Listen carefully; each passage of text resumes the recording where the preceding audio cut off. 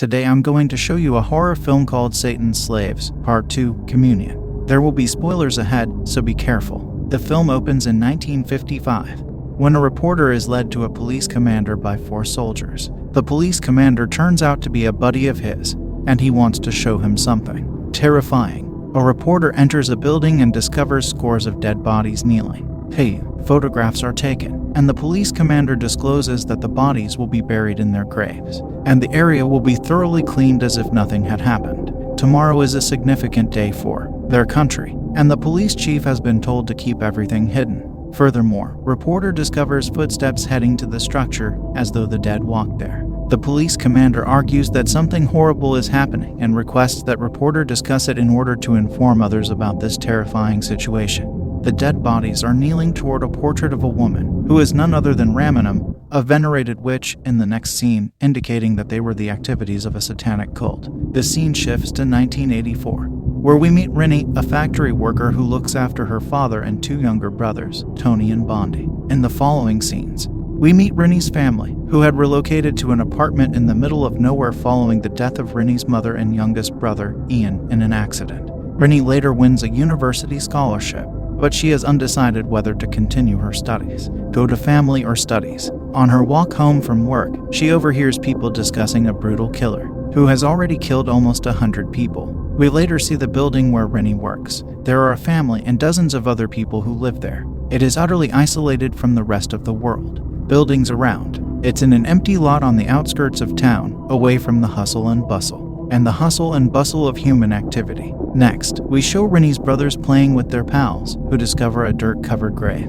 It's rather strange, but they don't give it much attention. Later, Rini's family gathers for dinner, and she begins discussing the scholarship. Rini makes a suggestion to her that they relocate to a community near her campus. Her father, however, rejects the notion, claiming that they will not be able to afford it. Stay safe here because an impending storm will most likely flood that city. The talk abruptly ends and is being replaced by television announcements warning of a major storm tomorrow. When Rini goes to retrieve them, she notices that all of the other apartments' doors are open, and the neighbors are acting strangely. Later, we notice a lonely boy putting garbage out. He is startled to hear a voice from inside the chute shouting his name and requesting that he open the door because it is hot. The youngster is confined for a brief while but manages to escape. Suddenly his father's spirit emerges, and he rushes to safety. His residence. As he enters, he places the picture of his father on the floor. It is assumed that the boy, he can find his father in a room that was on fire, murdering him in this manner. Why does his father now haunt and torment him? Meanwhile, Rini and his brothers are asleep. The TV screen becomes static to show Ramenum's face, implying that something dreadful is going to happen.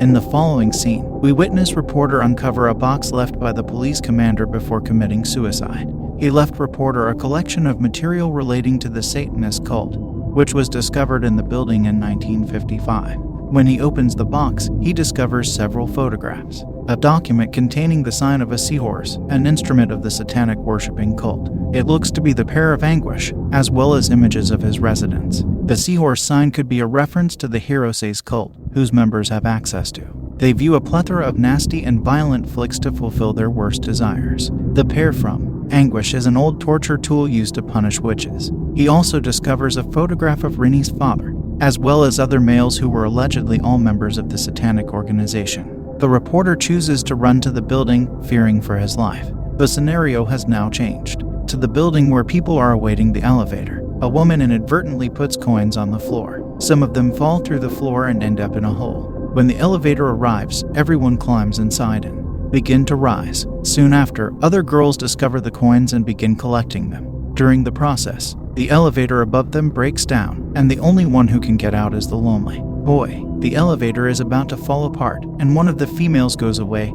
calling her pals, who ignore her. The elevator eventually collapses, crushing the 3 young girls. Almost everyone in the elevator dies, and the only damaged survivor is revealed to be Rini's father. Rini promises to look after the lonely youngster now that his mother has died. Dead. The reporter flags down a cab to take him to the secluded building, but the driver refuses due to the weather storm. A man suddenly appears and notifies him of the elevator catastrophe. One night, Rini's lovely neighbor, Cutie, is listening to the radio, which begins to emit eerie music. Voices. She hears herself speaking on the radio, lamenting her confinement in a small coffin, and then sees her own body twisted on top of the shelf. Cutie begins to scream in terror, and Toni arrives to check what is going on. She hands him the radio and requests that he dispose of it. Meanwhile, Rini is with the lonely boy and discovers that he grew up with an abusive father. As a result, he and his mother learned to communicate through sign language. Silently, he then exhibits his mother's book, from which they learned all the signals. Bondi later takes lunch to his friends.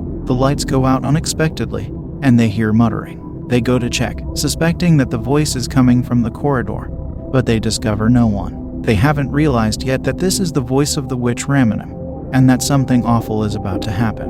Will occur soon. Meanwhile, Rini informs the lonely boy that she will go get some candles, and requests that he wait for her. When Rini's brother Toni is approached, he is coming down the stairs by his preacher neighbor, who offers to assist him in searching the victim's apartments. The preacher has a backache while checking, so he asks Toni to go check on the old couple on the 13th level.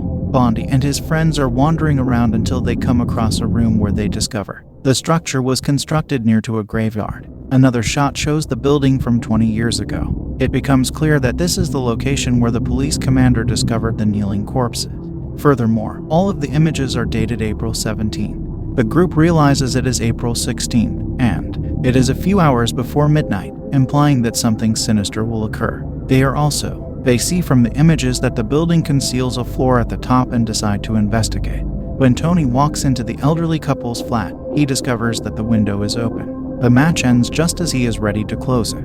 The bodies on the floor stare at him when he ignites it again. Toni then discovers dripping water on one of the bodies. When he begins repositioning when he lights the match again, he is surprised to discover the corpses staring at him. He then walks out into the hallway, where a friend approaches him for assistance. He is with you. He welcomes him to his apartment and points him to a hole in the wall. He claims his fork has dropped on the floor. Toni retrieves it from the other side since he is thinner. Toni enters the hole, retrieves the fork, and hands it to him. When he tries to return, he knocks over a piece of furniture. He comes across a photo book in which he finds an image of his mother. He discovers a vintage watch when he glances up. His mother, who was also a vocalist, had a music record. Toni hurriedly flees, terrified. He then leaves the hole and returns to his friend's flat. Cutie, on the other hand, walks around the apartment, terrified, and then meets the preacher, who believes something is haunting him. He tells her that if she prays, she will be secure. She washes her face before praying. However, she notices that her surroundings are changing.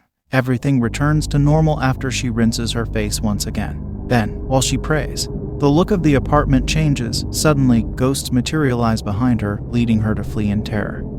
A little girl in another apartment in the same building hears noises in the corridor. When she leaves, she looks around and discovers someone standing there. The ghosts stalk her as she moves near it. Of her 3 deceased pals, who had been crushed by the elevator earlier, they hurl a stone at her, which they were playing hopscotch, and she flees. She then hears her deceased mother's voice to her, so she starts following the voice. She enters an elevator, and when she lights a match, her pals' terrified expressions appear. She then realizes she's suspended in midair and falls. Rini, in the meantime, opens a locker and takes the luggage that her father always keeps hidden from her. She then joins Toni and his pals. Toni shows his sister photographs of their father with a crowd he claims to have witnessed. They are the same people who appear in their mother's album. Then Toni displays a photograph of their mother. However, beneath it is written Ramanim. They aren't aware of it yet this fact discloses their mother became a member of the cult and is the reincarnation of the witch Ramanim. Later, the two siblings decide to unzip their father's suitcase in order to discover what he's hiding. They open it after getting the correct combination and reveal a great number of fingers.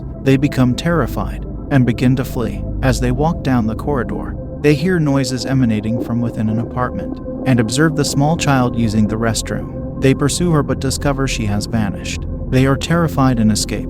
Meanwhile, Bondi and his friends attempt to obtain entry to the top floor of the building that they saw in the picture. They enter an apartment, believing it will go to. Bondi sinks to the ground when he discovers his ostensibly dead son. When Rini and Toni arrive at the scene, they are astounded to see their deceased brother present. Toni expresses concern that Ian has become the devil's spawn. The lonely boy starts communicating with Ian using sign language. Ian admits to have lived in the apartment for quite some time and claims he has no recollection of what happened years ago. Having confidence in his words, Rini gathers the others and attempts to flee the building. Toni's friends come on the ground floor at that point and discover that the space is locked. They are flooded and unable to escape since the water is electrified. One of them seeks to find a way out, but when he discovers there isn't one, he returns to the stairs and runs into Ramanam's spirit. When he touches the ghost, it vanishes. He picks up the bridal veil and attempts to toss it away, but it flies back and covers him. Ramanam reappears,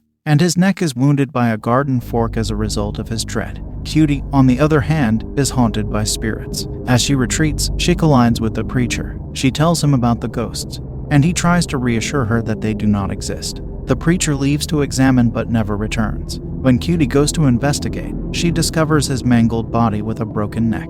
She hides in the garbage disposal chute, terrified. Looking up, she notices a child emerging from the jaws of a ghost. Cutie suffers defeat. She loses her grasp and collapses. Rini stumbles into her father in the process, who tries to explain what is going on.